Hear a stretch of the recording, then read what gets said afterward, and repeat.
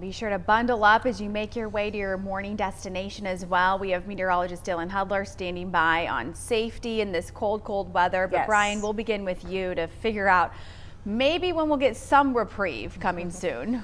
Well, at least temporarily, I think we will see temperatures get back to normal. That's a big step considering how cold it's been for the month of January so far. But the deep freeze and likely the coldest temperatures that we're going to see for quite some time will begin to move in early next week, and that's the kind of cold that you're going to need to prepare for.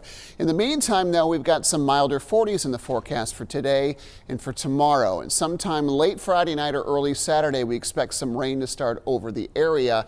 It will be mixy for some and may include some accumulating snow in our far western areas as we head into the weekend. We'll get to that in a second. But overall, it's just a frigid forecast into next week, and that's going to be the big weather story for a while now. It's temperatures kind of like where we are now, but even a step colder potentially. We've got a 19-degree reading in Greensboro right now, along with Winston-Salem, and similar numbers across the foothills and even into the mountains. We're under a relatively clear sky for the moment before some clouds roll in, and we've seen a pretty big fall off in temperature since yesterday at this time, by about 5 to 15 degrees this morning. So it's certainly worth a coat upgrade first thing this morning, and hat and gloves are certainly a good idea. We'll see mixed skies. We have a weak system that's starting to come in. It's going to change our wind direction to more of a southwesterly wind, and despite how cold we are this morning, we're actually going to see a nice bump in our numbers today. High temperatures in the Triad could likely reach the upper 40s this afternoon, with mid-40s slated for the foothills. It's going to be a dry forecast to the east, and perhaps a few mountain snowflakes may pop up late in the day across the west. Temperatures will be pretty close to the freezing mark. Could get as high as 34 or 35 degrees today. Here's your hour-by-hour forecast. You can see the good cloud cover that we have coming in with some breaks, allowing those temperatures to warm into the 40s during the afternoon. We cool down tonight, but don't get quite as cold. That's that southwest wind effect. Temperatures by tomorrow morning closer to freezing, but not as much in the teens as we've seen in recent days as well. Friday looks sunny. Temperatures likely for the foreseeable future will be warmest on Friday as temperatures return to the upper 40s, and then we have some clouds and some wintry mix trying to work its way in. And parts of the foothills could actually see a rain-snow mix potentially heading into early Saturday morning. Things begin to quiet down later in the day is our current thinking right now. There might still be a few passing showers on Saturday, and then the second part of this, the colder air part of this, starts to arrive on Sunday. So there's two fronts coming in. The first brings the rain early Saturday. The second brings the cold air in. That's really going to drop our temperatures for next week. Potential snowfall totals. You know, we're looking at a dusting to maybe a half an inch, possibly some more along the western slopes on Saturday. When that second front comes in and brings more energy, we might add to those totals farther west.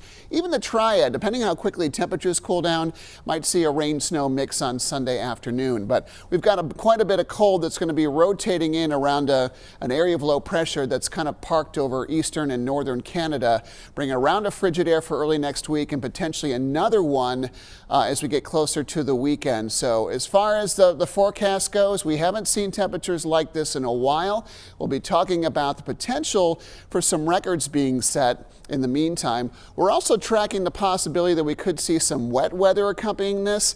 I'll tell you what, the models are really struggling to get a handle on if this could happen, much less when, and the impact that it would be in our area. So it may be next week before we start to really kind of iron out whether or not we might be dealing with some wintry weather next week. I know you're hearing about things, but it's something that we certainly wanted to kind of let you know about. I will leave you really quickly with a 7-day forecast. Temperatures you can see are going to be in the 20s for several days next week, including Monday, the holiday, with morning lows in the teens.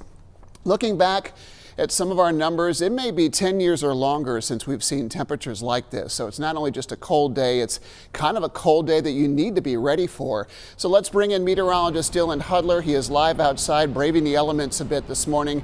Dylan, you've been talking to some folks about some things that people really need to keep in mind before this cold wave hits. Yeah, Brian, that's for sure. I mean, the coldest air of the season so far is still ahead of us on the way next week. And so, yeah, it was pretty cold on our way over here. I'm at the fire department here in Winston-Salem. I want to bring in Fire Battalion Chief Joe Ramsey this morning. Joe, thanks for waking up early with us. I want to pick your brain about some of these cold weather safety things and stuff for folks to keep in mind. So I'll first ask you, what kind of calls do you get? I know the fire department very busy this time of year. What kind of calls are you guys receiving right now? Sure. So we receive everything from medical calls, environmental emergencies, everything from, people in the cold, just because it is cold outside, everything from, and then we get the service calls from people with their pipes, problems with their pipes.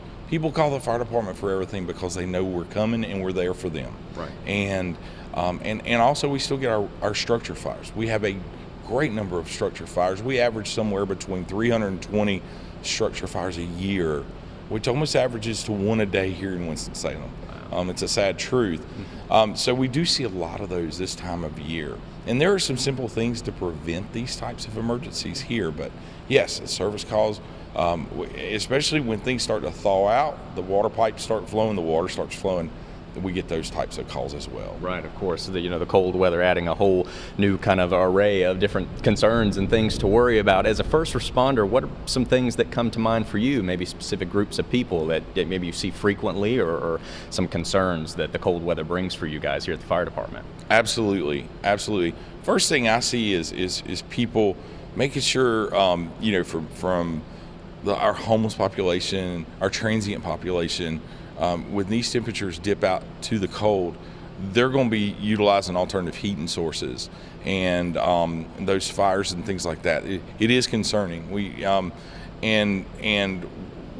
do our very best to try to find those, and there's community groups within the city of Winston-Salem that try to find those people to get them, to encourage them to come off the streets during this time of year, because it does dip into those cold temperatures. Yeah.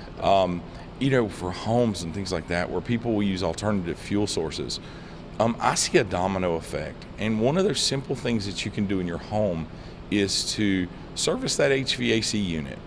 When you don't service the HVAC unit annually, then that can start a domino effect. When it gets cold, it dips into this time of the year, and that source, you lose that source of heat. You start using wood burning, and you start seeing all the kind of alternative things that people do, which can be dangerous.